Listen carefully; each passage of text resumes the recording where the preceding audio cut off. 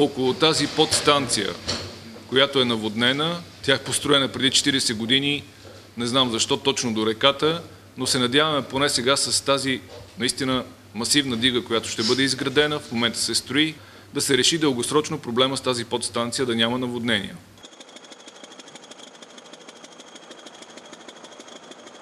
Нивото започва леко да спада. Това обаче не е тенденцията при Тунджа, където особено в зоните на Елхово и Ямбол е достигнато вече критичното ниво.